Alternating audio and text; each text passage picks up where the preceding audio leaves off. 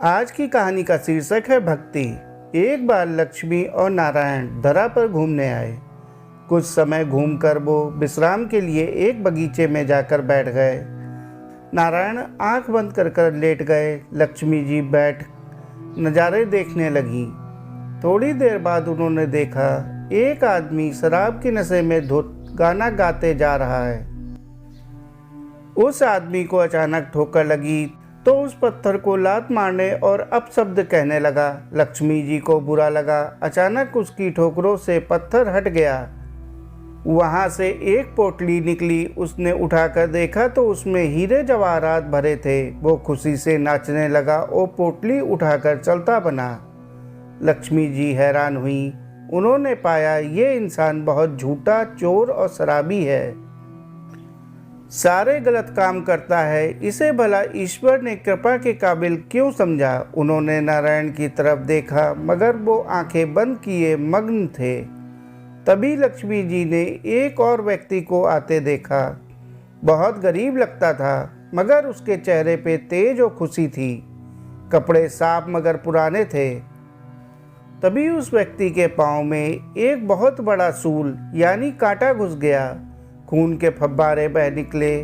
उसने हिम्मत कर उस कांटे को निकाला, पाँव में गमछा बांधा, प्रभु को हाथ जोड़ धन्यवाद दे लंगड़ाता हुआ चल दिया।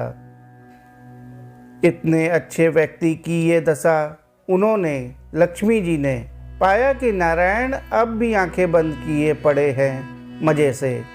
उन्हें अपने भक्त के साथ ये भेदभाव पसंद नहीं आया। उन्होंने नारायण जी को हिलाकर उठाया। नारायण आंखें खोलकर मुस्कुराए।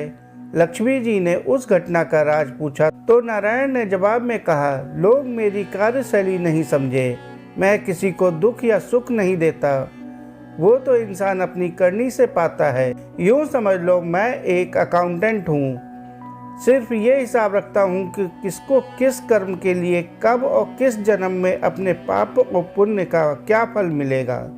जिस अधर्मी को सोने की पोटली मिली, दरअसल आज उसे उस वक्त पूर्व जन्म के सुकर्मों के लिए पूरा राज्य भाग मिलना था, मगर उसने इस जन्म में इतने भी कर्म किए कि पूरे राज्य का मिलने वाला खजाना घटकर एक पोटली सोना रह गया। और उस भले व्यक्ति ने पूर्व जन्म में इतने पाप करके शरीर छोड़ा था कि आज उसे सूली यानी फांसी पर चढ़ाया जाना था, मगर इस जन्म के पुण्य कर्मों की वजह से सूली एक सूल में बदल गई।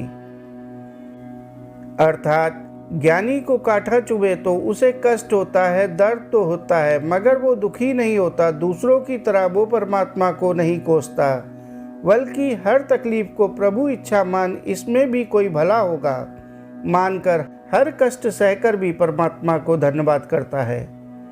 तो आगे से आप भी किसी तकलीफ में हो तो विचारिए, सिर्फ कष्ट में हैं या दुखी हैं। सच्चे दिल से प्रभु पर विश्वास से आपकी आधी सजा माफ हो जाती है और बाकी तकलीफ सहने के लिए परमात्मा आपको उसे खुशी खुशी झेलने की हिम्मत और मार्गदर्शन देते हैं। दोस्तों, कहानी को आखिरी तक सुनने के लिए बहुत बहुत शुक्रिया।